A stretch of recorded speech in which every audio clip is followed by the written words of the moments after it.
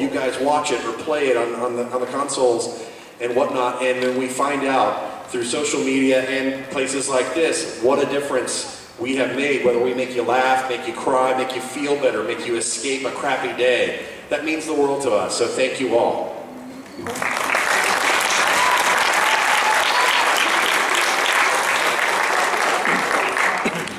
Well, that was nice. Now for some more horror stories. Horror stories from inside the recording booth. Oh, we're being filmed. Yeah. Well, I can say that farts linger because if someone does it, it's going to swirl in there. And not until the door stays open to the booth can it actually dissipate. So it's really bad if you try to do the one cheek sneak. And then the engineer gets up and goes, let me come in there and adjust the mic. And you go, oh, no, it's okay. Let me just... And the engineers freak out if you try to adjust the mic because it costs more than you do. So, I'm just saying, you know, the mics are also very sensitive and they can hear your heartbeat and your food digest. So you better believe if you think you can pull a silent but deadly, it's going to pick up in full waveform. Like, and then they will isolate it, they'll use it as their startup sound on Pro Tools, and then the beep beep will be like, stop it guys, come on! Come on!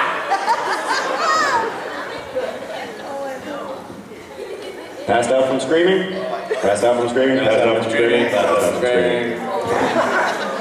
I have an addendum to the passed out from screaming. I was doing an audition for a Spider-Man game and I screamed until I passed out. And they left it running, they left the mic hot, and the engineer and the director comes in and they came in. That was terrible grammar, sorry, it's Sunday. They came in and they were checking to make sure that I was okay, I hadn't hit my head or whatever. And I was fine. I get back up and I actually finished the audition. I actually booked something from that, which was really crazy. But the terrible part about this was that they had left this running, they recorded it, and about 2 months later I'm in another session in another production company, different people, different director, everybody, and she goes, the director says before we start the session, she goes, wait, I gotta play something for you. And I hear me going, ah!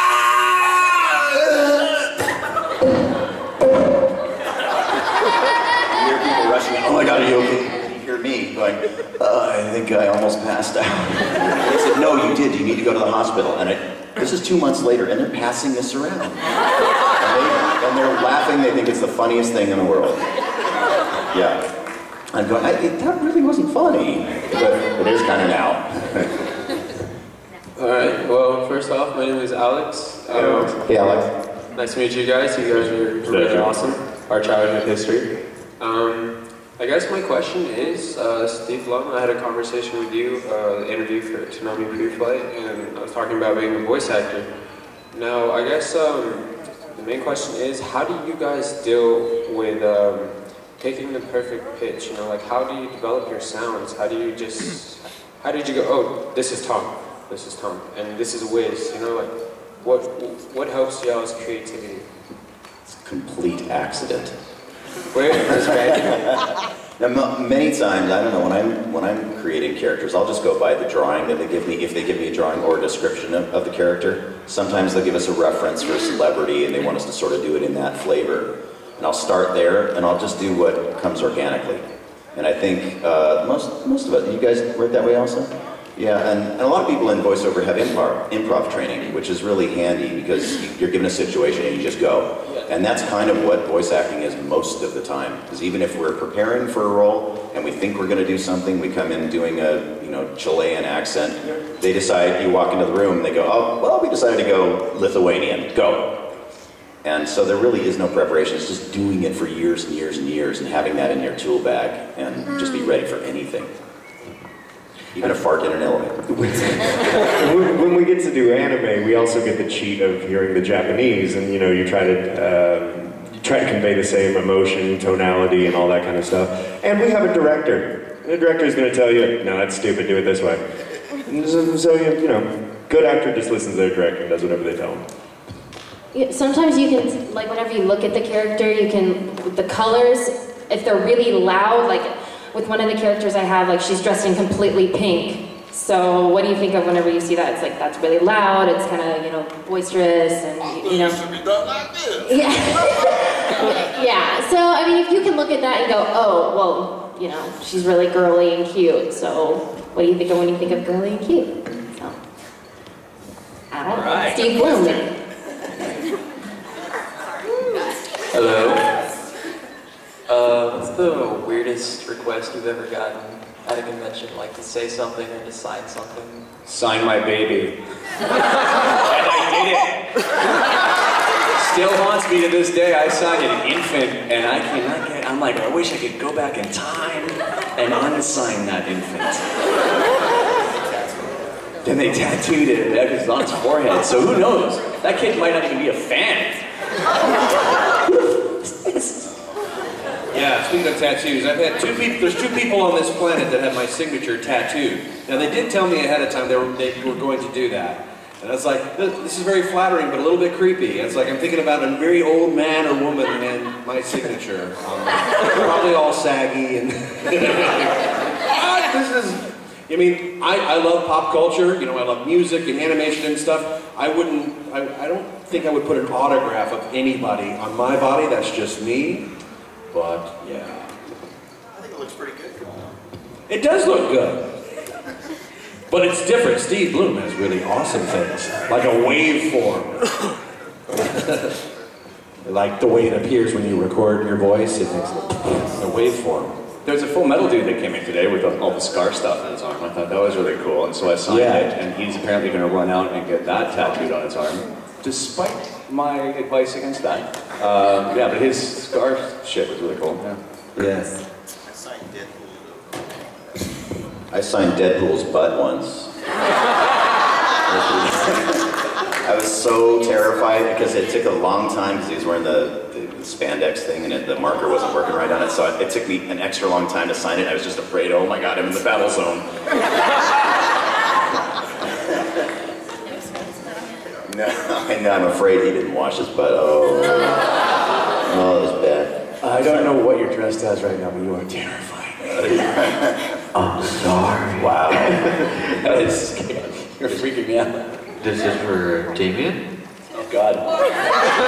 Where do you live? This is so fun too as well, but in the event where you had the baby and the signature, did you take a picture of that, or is it... No, this is before cameras. Yeah, a long time ago. Long time ago. Did I take a picture? No, because I did it, and then I was like, oh shit. Don't... the baby? No. But then it was like all kinds of things go through your body, like, what kind of parent is this? Sign my baby. I don't remember. It still haunts me. Did you sign it? You signed it infant? I signed a baby before too, but they said it was a washable marker, and I'm really hoping it was. And the entire time I'm doing it, I'm going, this is bad parenting. This is bad parenting. Do you have any shipper war stories? Like, did some rabid Goku Vegeta shipper come after you? Any shipper stories? Any shipper stories? Not for me. I mean, I've signed... Like a stripper? No, shipper. Like, Oh. I love your character hooking up with that character. Like Shipper. pet, Yeah, incest. Totally misunderstood that question. My bad. They all went one way. I used to be requested to say tons of videos for Romano loving Spain and his butt and such, to the point where my mom saw it on YouTube, and that's why I don't do those videos anymore. Yeah, some people do requests, you know, will say, hey, say the voice, and like, say this phrase, and sometimes they're very yaoi-tastic. Hey, I know you guys said that you pass out screaming in the booth sometimes. I was just wondering if that was just like one super scream, or if it was like multiple takes of screaming for like each of you. Mine was a 6-second scream. That's a long time if you're screaming. Imagine going over a cliff in a car and how you would react to that as you're going, ah! Except you're on fire being electrocuted at the same time. Try it at home, it's fun. It's a cheap high. With a shuriken in your chest. Can you care to demonstrate? What? Demonstrate, please. No. It's the tasting blood that's the worst part. Like I can handle the almost passing out and the blackness coming in, but when you've done that one scream, you're like, oh crap. Oh crap. That was kidney that time. Yeah. Gallbladder tastes much better. In y'all's opinion, what is the best thing about being a voice actor? The chicks, man. Definitely the chicks. I'm gonna tell just a story really quick. So I started watching Toonami, whenever I was younger, and I grew up watching it, and listening to Steve and everybody here at this table, and now that I get to do this is almost surreal for me, because I am a fan of anime, and I watched Adult Swim, and listened to Damien, everybody at this table, like every single person I've been a fan of. And I came on Friday and I sat down, and then I looked to my right and there's Steve Bloom, and I'm just like staring at Steve Bloom, like holy crap, I'm sitting next to Steve Bloom, holy crap. And then I see all these other gentlemen here, and that I think is the best part, is that, and meeting all of you guys. Y'all are the best part for me, and being so new to this, everybody's been so sweet and welcoming, and it's very, very special. So I think that's the best part, is working and being around these guys. So, and y'all, obviously. So. Y'all! I'm from Texas. The Canadian makes fun of us for y'all. Yeah, I'm full-on Canadian. You're like French Canadian, right? You do not say y'all. No, I am not French Canadian. You're not Quebecois? No, man. Wilkie. I would separate myself from this table right now if I was French Canadian. That's a Canadian joke. You don't understand what I'm talking about right now. You don't get that. Who else has a question? Okay, so to counterbalance some of these horror stories, do you have any moments at conventions that kind of restore your faith in humanity? You make me cry again? You want me to make you cry again? Wait, let's go.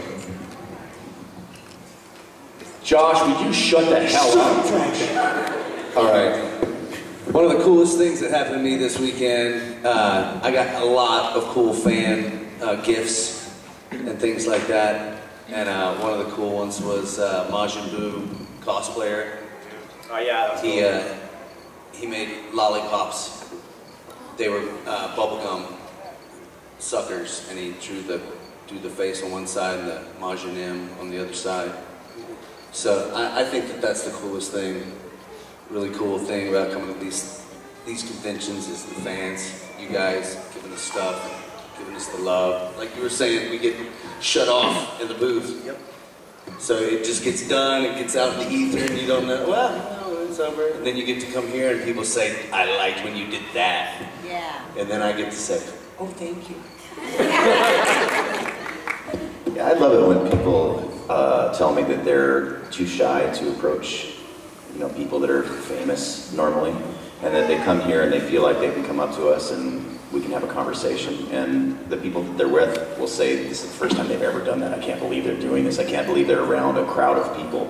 Some people have problems being in a big crowd of people. I understand that. But coming to a place like this, and they feel safe and they feel welcome, and you guys are so nice to each other also. It's really a beautiful thing to watch. It restores my faith in humanity every time I come to a con. It's incredible. I actually